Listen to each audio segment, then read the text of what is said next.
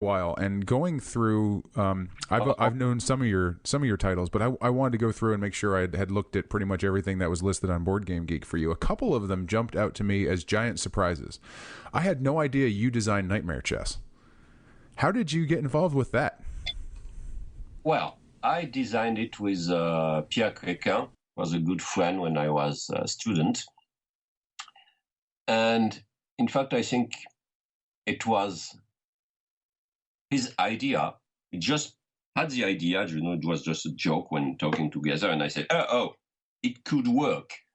And so we spent some time on the cards, and it was published in France with completely different graphics, because the graphics in the French edition are made by Gérard Mathieu, the same guy who made the graphics in Valley of the Mammoths. Really? Yeah, so it's completely different style, US edition. And then Steve Jackson, I don't know how, played it and contacted us and wanted to make a completely different US edition, and that's it.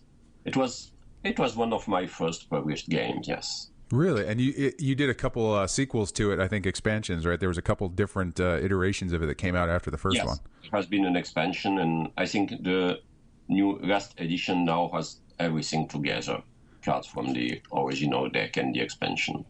And so one of the other ones that jumped out to me... It's not a bestseller, but it's something that sells quite regularly over the years. Well, if you're a chess player who's not very good like myself, so my dad's really good at chess, and when we play chess, my father routinely just destroys me. I can go, hey Dad, let's play Nightmare Chess, and he kind of rolls his eyes at me and says, okay, because then I know I have a chance to win. So that's sort of a game that I think, and I guess maybe because it was early in your game design career, is different than where you've come to now. But another game that really jumped out to me as being not a Bruno game when I think about it was Warrior Knights, and I had no idea you were involved in the design of that. What portion of that was you? Not much, in fact. Enough to get your name on the box. No, it's a bit more. But in fact, the original game by Derek Carver, we played a lot, again with Pierre Créquin in the 80s, and I don't know how the guys at Fantasy Flight heard that this was one of the games we played a lot in the late 80s. So when they wanted to remake it, they contacted me and say, okay, we've heard that you've played this game 10 years ago, so maybe you can work with us on the new version. And we made some stuff with Pierre, and then the people at Fantasy Flight, I think it was mostly Cory Konieczka, also went in and added stuff. And I say the version which was published, there was the original edition by Games Workshop in the late 80s. Then we made our new version with Pierre. We sent it at Fantasy Flight. They didn't like it that much, but they took most of what we added, but they added even more stuff now to make the final version. Okay.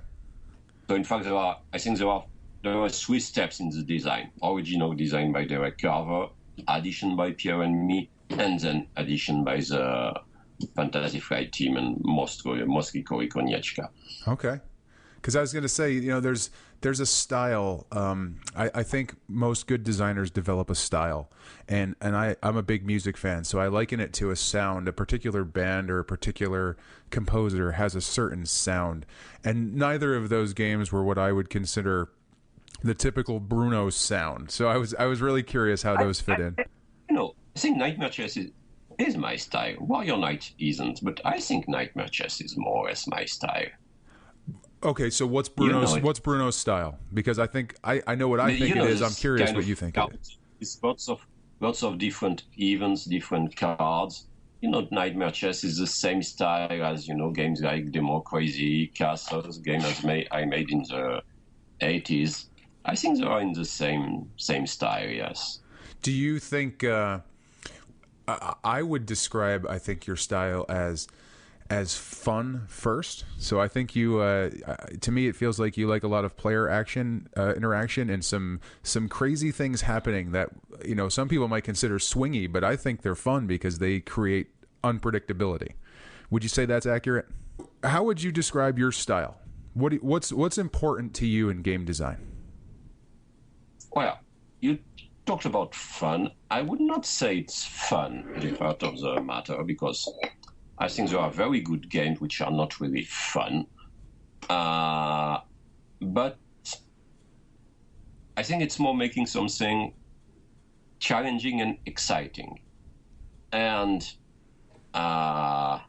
I think that having some unpredictability and lots of interaction between players is a way to make things both challenging and exciting at the same time. You know, if it's pure strategy game, we talked about chess. Mm-hmm. Chess is very challenging, but it's not really exciting when you play it. Right. Unless you are very, very concentrated on it.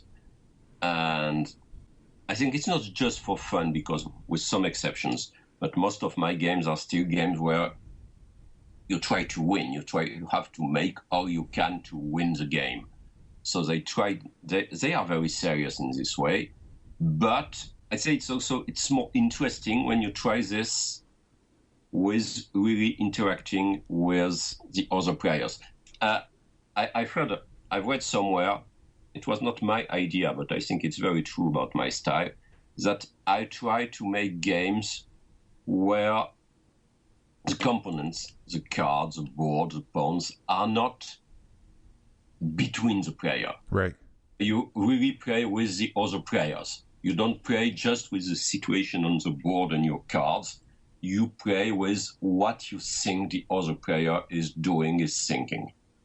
I think this is what I try to achieve in most of my games. So I found along that same line, I found an interesting post that you had made on Board Game Geek, and it was that this was about the release of Masquerade that came out in 2013. And somebody had posted on there that they saw, the game being previewed at Nuremberg, but they were concerned it was like Coup and also a bit like Citadels. And then you had replied on there that basically you tried to design a game that was one card. So each person had one card, and you wanted the interaction to be pretty much anything except for that card, right? So the interaction is really how the players are bluffing and trying to guess what each other is doing. And it was a really interesting post that you had made there. So do you think in a game like Masquerade, is that sort of the pinnacle of that idea where the components are not between the players, but they're just a tool? Is that sort of like about as pure as you can get that idea, you think? Yeah, I think it's something like this. You know, I don't play it that much now, but I played a lot of poker, mostly, plain draw poker, where you don't have any community card, anything. You just look in the eyes of the other player. And I'd like to create this kind of thing without having, money involved or anything like this. And I think Masquerade is something like this, yes. Okay. And in this way, probably more successful than Citadels. It's true that I think I tried to achieve something like this with Citadels, but even when I say much more Citadels than Masquerade, I think it works better. I think it's more straight to the point in Masquerade. Okay. So that's a good point, because Citadels is, I don't know, I would say one of the top 3 games that you're known for. Right, I think that's fair to say. It's a classic in modern board gaming. Pretty much everybody that gets involved in gaming has played it. I've played it numerous times. So to you, Masquerade is the next almost evolution of Citadels, where that there's less game between the players and more just pure player interaction. Yeah, in a way, yes. That's an interesting concept. So let me ask you about Citadels then. When did you first design that? Oh, I don't remember exactly. It was the very late 90s, okay. I think. And I had played a game which I still play occasionally, which was Verräter by Marcel-André Casasola-Mercure. Mm-hmm. He's not designing board games anymore. He's into video games now. Is he really? Because that's a shame, because he designed one of my all-time favorites in Tuluva.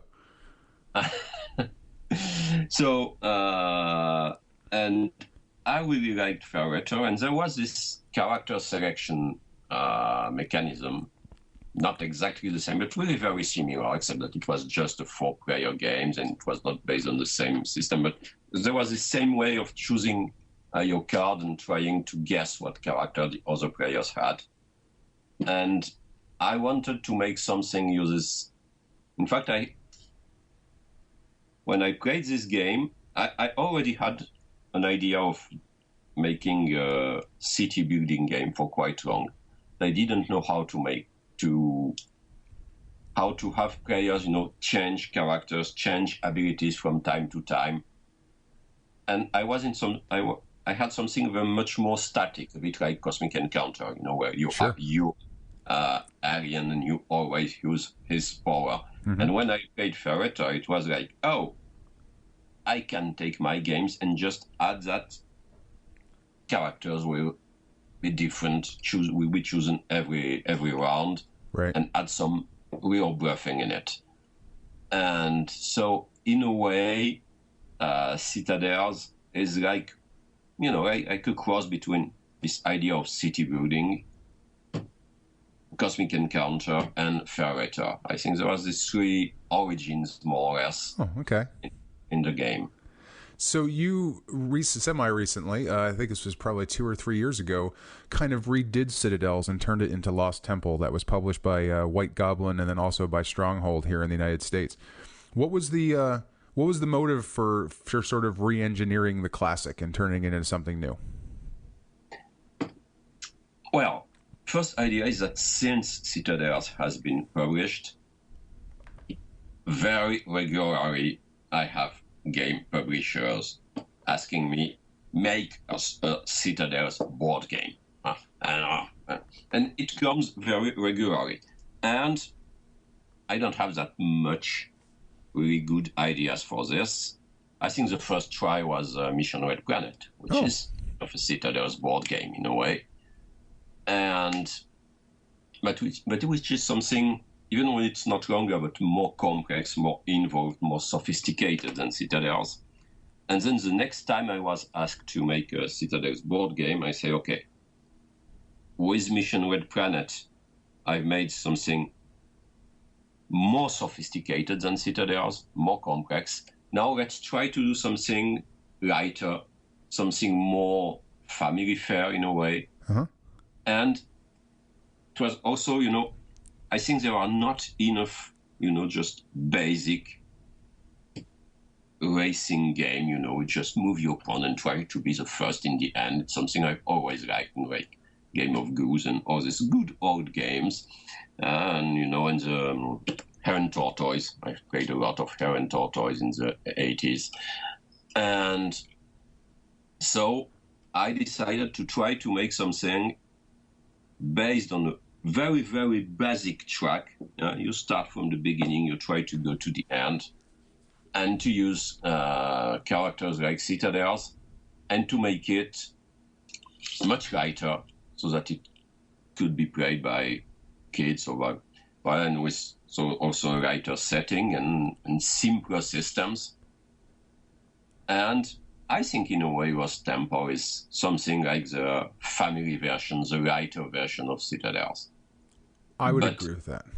But it wasn't that well received. It's surprising because when Mission Red Planet was published, and even now with the new edition coming, no one ever reproached me of having made just one more Citadel. No problem. I think it's because it's more complex, because it's more of a gamer's game. Right. But with Lost Temple, I had lots of critics telling me, it's just recycling the Citadel stuff.